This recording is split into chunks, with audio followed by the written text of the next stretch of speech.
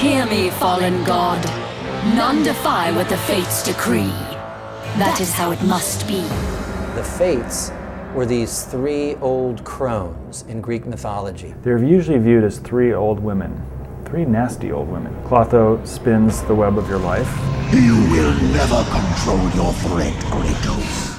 Lachesis measures it. We've been expecting you. Atropos, the worst of the three, cuts it. We control your destiny, foolish mortal! When she snipped your thread of life, that was it. Boom. Straight off to the underworld. The name of the last one, the cutter, Atropos, actually means the unwavering one, the unbendable one, the one that is implacable. You will be the one who dies this day. No matter how nice you are to her, it doesn't matter. You cannot change your fate. There's a lot of wailing against your fate and crying out to the gods, but your fate is your fate. You know? You do with it what you can. Everyone's life is a thread woven and cut by the sisters whenever they deem. So they are more powerful than the gods, more powerful than the Titans, more powerful than anybody in the mythological world. Not even a Titan know how to reach the sisters' temple. They're the puppet masters. I mean, they are controlling the threads of every person's life. A very small number of characters are blessed with a gift of choice. The most famous example is the hero Achilles. Achilles finds out that he basically has a choice. He can stay and fight for Troy, and if he does so, he'll gain incredible honor and glory, but he'll die and have a very short life. The alternate is that he could go home and have a very long life and live as a complete nobody.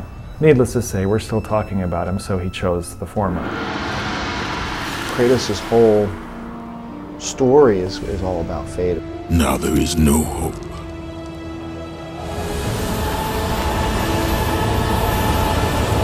Started the game showing you him killing himself, and then before he actually dies, we take you back to what led him up to that point. There's an issue going on in the franchise and in the series about how much control will man have over his own destiny. You no longer control my destiny. You do not defy fate, Kratos! Everybody's life is supposed to be mapped out. He's going to be the one person to basically not be mapped out by somebody. He's not going to let anybody, a god, a titan, or even the Sisters of Fate, control his destiny. It's kind of like the video game version of the "Fuck You, Teenage Rebel" song. It's like, you know, I'm going to do my own shit.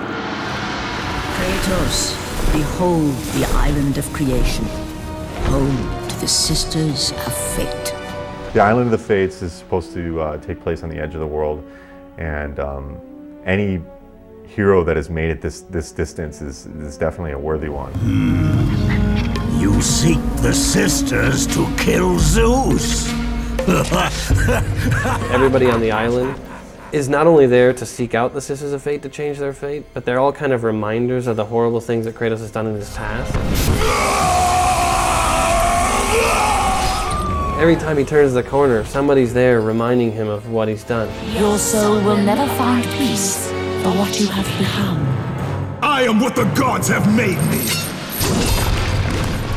This is a guy who has his whole life really been kind of a pawn of the gods and really kind of screwed over by them. And I think now what they didn't realize they did was put him in the exact position that he needed to be to really kind of create all kinds of havoc. Now that he is a god, he's a little bit more angry than he was in the first game, ironically. He absolutely has given up on everybody and he just wants everybody dead.